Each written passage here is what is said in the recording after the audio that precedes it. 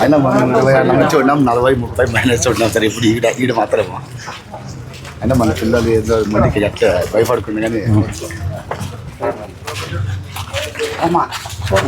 బాగున్నారా?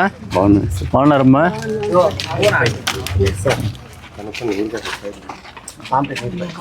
కొట్టుకో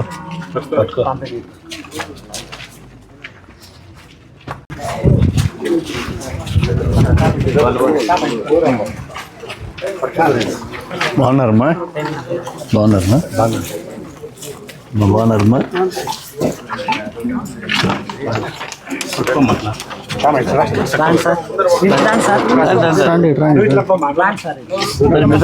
నేను ఉంటానులేండి.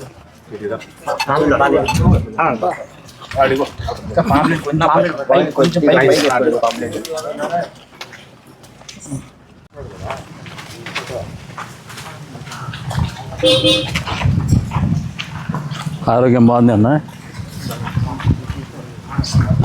బాగుండవు సార్.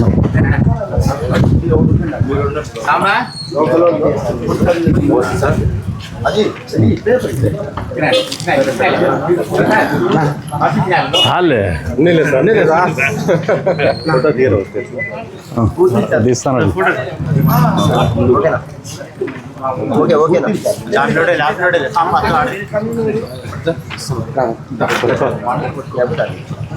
బాగున్నారా? అవునాం సార్. అన్నదాత సుఖీభావ పడిందా? పడింది సార్.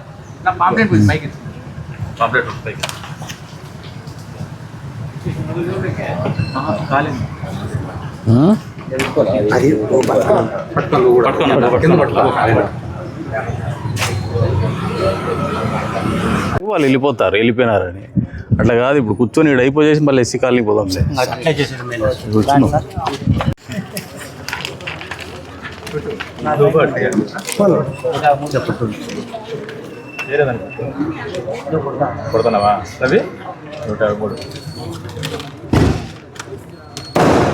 कितने लोग बच्चे हैं?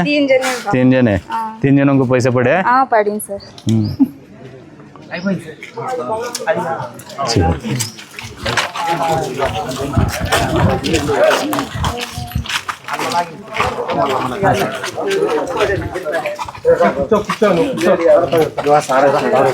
కూర్చో కూర్చోమ్మా. లేదులే కూర్చో. కూడా తప్పని సార్.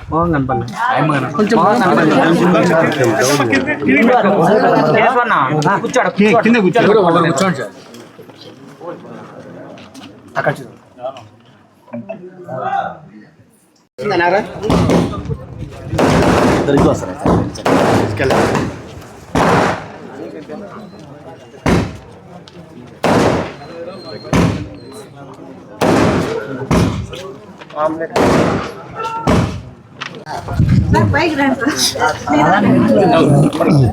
రా రా దా దా.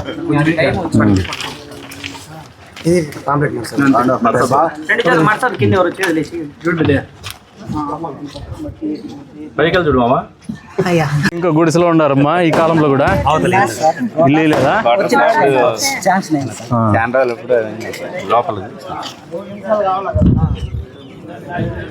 పెద్ద ఉండి సార్. అది వీళ్ళత్తా ఏమో కొట్టం పడేసి ఇచ్చేదిలే.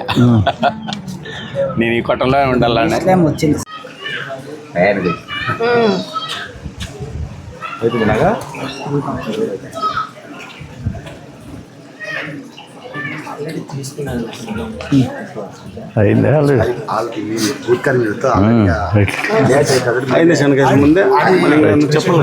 పంచాయతీ ఆఫీసా?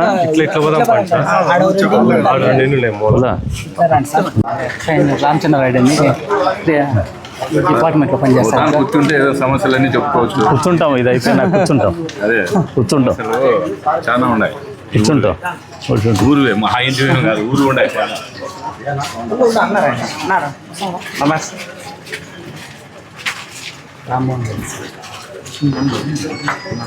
అయిందా? ఉండండి కానివ్వండి, మాట్లాడతాం మీతో. అయిపోయిందా? ఏమ్మా చెప్పండి ఇక. దేవాలయానికి కొంచెం సాయం చేసి చేద్దాం. చేస్తానండి చేస్తాను. వాళ్ళ అమ్మలు లేదు సార్. ఏం చేస్తుంటావు? ఏం లేదు సార్. మా వెళ్ళారు మీదేనా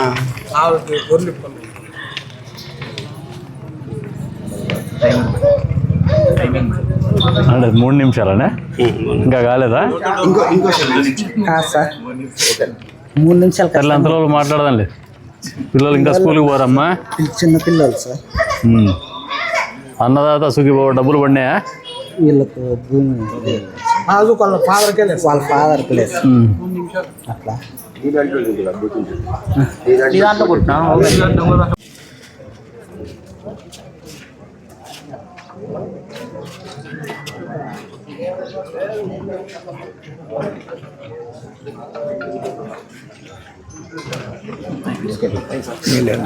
లేదు.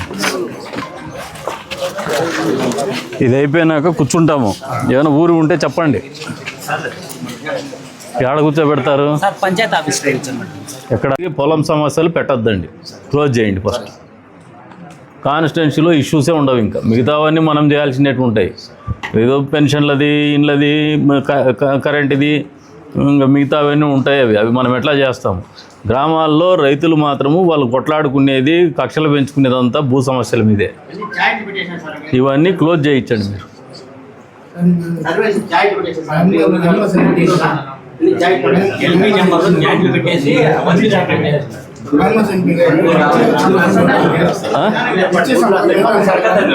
ఒక్కటి చెప్పండి అందరూ తింటాం. సర్వే చేశారు అన్ని మొత్తం 40 జాయింట్ పెట్టిస్తారు. ఎవరితో పేరుగా నలుగురు ఒప్పుకోవాలి కదా, బాగా పరిష్కారం. ఎవరు అట్లా కాదులే. ఈ రోజున రాష్ట్ర వ్యాప్తంగా కూడా కూటమి ప్రభుత్వం అధికారంలోకి వచ్చి 2 సంవత్సరాలు అయిన తర్వాత ప్రజల దగ్గరికి మళ్ళీ ప్రజాప్రతినిధులు, కార్యకర్తలు, నాయకులు అందరూ కూడా ప్రజల దగ్గరికి పోవాలా. 2 సంవత్సరాల్లో కూటమి ప్రభుత్వం అమలు చేసినటువంటి సూపర్ 6 పథకాల గురించి మళ్ళీ ఒకసారి వాళ్ళకు వివరించాలా. ఇంకా ప్రజల సంతృప్తి స్థాయి పెంచాలా. ఈ సమస్యలు ఏమైనా ఉంటే కూడా పరిష్కారం చేయాలనే ఆలోచనతో డోర్ టు డోర్ కార్యక్రమం అనేది 27వ తారీఖు నుంచి మొదలైంది.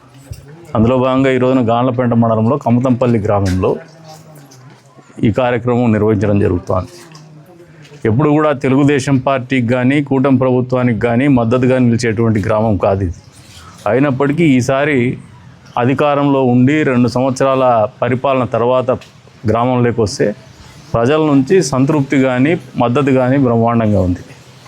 అంతేకాకుండా ప్రతి గ్రామంలో కూడా రెవెన్యూ ఇష్యూస్ కొన్ని ఉంటున్నాయి. అది రాష్ట్ర వ్యాప్తంగా ఉన్నట్టు కూడా పద్ధతిలోనే నియోజకవర్గంలో కానీ ప్రతి గ్రామంలో కానీ ఉంటున్నాయి. మేమే వినూత్నంగా ఆలోచన చేసి రెవెన్యూ క్లినిక్లు ఏదైతే ఉన్నాయో ఆ రెవెన్యూ క్లినిక్ అనేది గ్రామం యూనిట్గా నిర్వహించడం జరుగుతూ వస్తుంది. డోర్ టు డోర్ కార్యక్రమం తర్వాత తదనంతరం మేము వారి దగ్గరికి పోయినప్పుడు కొన్ని సంక్షేమ పథకాలు అమలు కావడంలో వాళ్ళకి అందడంలో టెక్నికల్ ఇష్యూస్ ఏవైతే రీసర్వేది కానీ లేదా రెవెన్యూ ఇష్యూస్ కానీ ఉన్నాయో వాళ్ళకి తెలియకుండా కొద్దిగా భూమి ఎక్స్టెంట్ ఎక్కువగా పడడం కానీ ఇటువంటివి ఉన్నాయి. వాటిని అప్పటికప్పుడు పరిష్కారం చేసి 48 గంటల లోపల వాళ్ళని మళ్ళీ అప్లోడ్ చేసి వాళ్ళకి ఏదైతే తల్లి వందనం కావచ్చు, అన్నదాత సుఖీభవ కావచ్చు, వాళ్ళకు అందే విధంగా సహాయం చేయాలనే ఆలోచనతోనే మా వంతుగా మేము కృషి చేస్తున్నాం. రెవెన్యూ క్లినిక్స్ అనేది గ్రామ స్థాయిలో నిర్వహించడం వల్ల. అంతేకాకుండా ఈ రోజున ఇంకా తాగునీటి సమస్య అక్కడక్కడ వస్తుంది. వాటిని కూడా గతంలో నుంచే ఒక ప్రణాళికాబద్ధంగా మేము నిర్వహించుకుంటూ రావడంతోనే ఈ రోజున ఎల్నినో ప్రభావం పెద్ద ఎత్తున ఉన్నప్పటికీ కూడా సాధ్యమైనంత వరకు తాగునీటి సమస్య లేకుండానే చూసుకోగలుగుతున్నాం. ఇంకా ఎక్కడైనా సాగునీటి సమస్యలు వస్తే వాటి పరిష్కారానికి కూడా సిద్ధంగా ఉన్నాము. వెంటనే పరిష్కారం కూడా చేస్తాము. అంతేకాకుండా ఇంకా ఏదైతే వెల్ఫేర్ ఉందో పెన్షన్స్ గురించి ఇంకా వస్తున్నాయి. ఎక్కువ భాగం పెన్షన్స్ కావాలనే డిమాండ్ ఒకటి వస్తుంది, ఇల్లు కావాలనే డిమాండ్ వస్తుంది. అది పైకి ఎస్కలేట్ చేయడం కూడా జరుగుతుంది ప్రభుత్వానికి, ముఖ్యమంత్రి గారి స్థాయికి కూడా. దాన్ని కూడా ముఖ్యమంత్రి గారు కూడా తొందరలోనే పరిష్కారం చేయాలనే ఆలోచనతోనే వారు కూడా ఒక నిర్ణయానికి వచ్చున్నారు. తొందరలోనే ఆ సమస్యలు కూడా పరిష్కారం అవుతాయని చెప్పేసి కూడా ఈ రోజున ప్రజలకు తెలియజెప్తాను. అంతేకాకుండా ఈరోజు ఒకసారి గమనిస్తే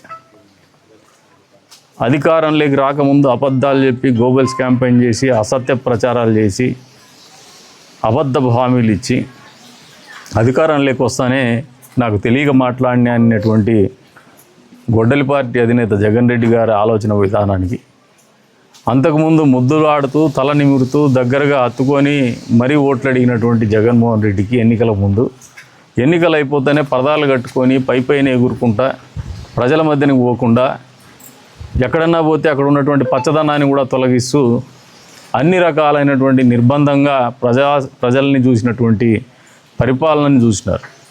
అంతే స్థాయిలో రాత్రింబవళ్ళు ప్రజల మధ్యనే ఉంటూ ప్రజల సంక్షేమాన్ని అమలు చేయడంలో ముఖ్యమంత్రి గారు కావచ్చు, ఉప ముఖ్యమంత్రి గారు కావచ్చు, ఆయన తనయుడు యువనాయకుడు నారా లోకేష్ గారు కావచ్చు, నిరంతరం ప్రజల మధ్యలోనే ఉంటున్నారు. కేవలం వాళ్ళు మాత్రమే ఉండడం కాదు, స్థానిక ప్రజాప్రతినిధుల్ని, మండల స్థాయి నాయకుల్ని, కార్యకర్తల్ని కూడా ప్రజల మధ్యన ఉంచేటువంటి కార్యక్రమం జరుగుతూ ఉంది ఈ రాష్ట్రంలో. మరి ఆయనకు మా పరిపాలనకు తేడా అనేది ప్రజలు స్పష్టంగా గమనిస్తూ ఉన్నారు. ఇప్పటికి కూడా పాపం భ్రమల్లో బతుకుతూ ఉన్నారు. 2.0 అని చెప్పేసి మళ్ళీ మేము వస్తే మిమ్మల్ని అది చేస్తాం ఇది చేస్తాం అని చెప్పేసి. తెలుగుదేశం పార్టీ కానీ కూటమి పార్టీ కార్యకర్తలు కానీ వాటన్నిటికి భయపడేవాళ్ళు కాదు.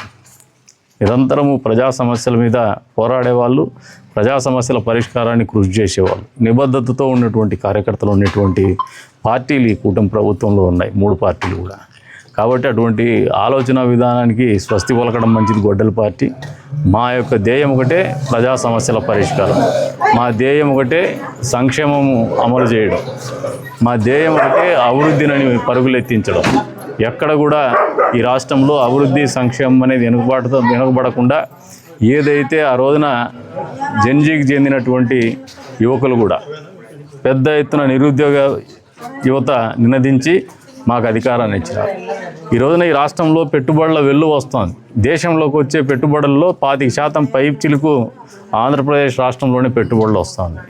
పారిశ్రామికరణ జరుగుతూ ఉంది. ఈ రోజున కియా ఫ్యాక్టరీ కావచ్చు, మళ్ళీ ఏరోప్లేన్ మ్యానుఫ్యాక్చరింగ్ యూనిట్ కావచ్చు, అంత్య స్థాయిలో రెన్యూబుల్ ఎనర్జీ యూనిట్స్ కావచ్చు, వచ్చే రోజుల్లో సెమీకండక్టర్ యూనిట్లు కావచ్చు, ఇంకా ఆన్సిలరీ యూనిట్స్ ఏవైతే వస్తున్నాయో ఇవన్నీ కూడా వెరసి సత్యసాయి జిల్లాని కూడా పారిశ్రామికంగా పరుగులు ఎత్తిచ్చేటువంటి పరిస్థితుల్లో ఈ ప్రభుత్వం పరిపాలన అందిస్తుందనేది వాస్తవం అని చెప్పేసి కూడా తెలియజెప్తాను.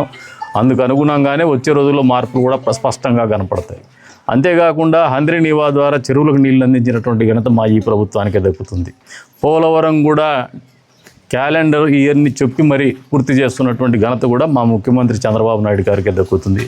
27లో పోలవరం పూర్తి చేసి ప్రధానమంత్రి గారితోనే ఓపెన్ చేస్తామంటున్నారు. అంతే స్థాయిలో first phase of capital city Amaravati కూడా ప్రధానమంత్రి గారితోనే ప్రారంభిస్తామని చెప్తున్నారు. అంతా ఈ టెన్యూర్లోనే. అంటే ఒక స్పష్టమైనటువంటి ప్రణాళికతో అమరావతిని రాజధాని కావచ్చు, పోలవరం ప్రాజెక్టు కావచ్చు, అంతే స్థాయిలో పరిశ్రమలు కావచ్చు పరుగులు ఎత్తిస్తున్నటువంటి ప్రభుత్వం ఇది. ఒక విజన్ ఉంది, ఆ విజన్ని ఇంప్లిమెంట్ చేసేటువంటి గుణం ఉంది. అటువంటి ఇంప్లిమెంట్ చేసేటువంటి దిశగా రాత్రింబవళ్ళు కష్టపడేటువంటి నాయకత్వం ఉంది చిత్తశుద్ధితో. అందుకే ఈ రాష్ట్రము ఆర్థికంగా ఇబ్బందులు ఉన్నప్పటికీ కూడా సుభిక్షంగా సంక్షేమాన్ని అమలు చేయగలుగుతున్నాం. ఈ ఆర్థిక ఇబ్బందుల నుంచి కూడా భవిష్యత్తులోనే తొందరలోనే ఈ టెన్యూర్లోనే బయటకు వచ్చేటువంటి పరిస్థితులు ఉంటాయి. హంద్రీ నీవా నుంచి చెరువులకు నీళ్ళు ఇచ్చేటువంటి కార్యక్రమం పోలవరం పూర్తి పూర్తి స్థాయిలో 365 రోజులు కూడా హంద్రీ నీవాలో నీళ్లు కనపడేటువంటి పరిస్థితుల్లో కూడా ఉండబోతోంది అనేది వాస్తవము. అది రాయలసీమ ముఖ చిత్రాన్ని మార్చబోతోంది. ఒకవైపున పారిశ్రామికరణ కావచ్చు, ఒకవైపున నదీ జలాలను అందించడం కావచ్చు. అంతే స్థాయిలో హార్టికల్చర్ హబ్ ద్వారా రాయలసీమ ప్రాంతంలో గ్రామీణ ప్రాంతంలో రైతులకు రోడ్లు వేసేటువంటి కార్యక్రమం నిర్మిస్తాను. ఇన్ఫ్రాస్ట్రక్చర్ డెవలప్మెంట్ చూస్తున్నాం. తద్వారా గ్రామీణ ప్రాంతంలో ఉన్నటువంటి రాయలసీమ రైతాంగం నీళ్లు కరెంటు సమస్యలు లేకుండానే కాదు, రహదారుల సమస్య కూడా, దారుల సమస్య లేనటువంటి పరిస్థితుల్లో వ్యవసాయాన్ని చేసుకునేటువంటి పరిస్థితులు కల్పించబోతున్నామని చెప్పేసి కూడా ఈ సందర్భంగా తెలియజేస్తాను. కాబట్టి ప్రజలు కూడా విజ్ఞప్తితో ఉన్నారు. స్పష్టంగా మాకు అగైనెస్ట్ ఓటింగ్ కూడా చెప్తున్నారు. ఇందాక ఒక ఆయన స్వీపింగ్ రిమార్క్ చెప్పినాడు, మీ ప్రభుత్వం మీ పనితీరు మీ ప్రభుత్వము ఈ దఫా బాగుంది అని చెప్పేసి. మాకు ఓటు వేయడు ఆయన, భవిష్యత్తులో కూడా వేయడు, అయినా ఒప్పుకుంటున్నాడు పబ్లిక్గా. That is our achievement.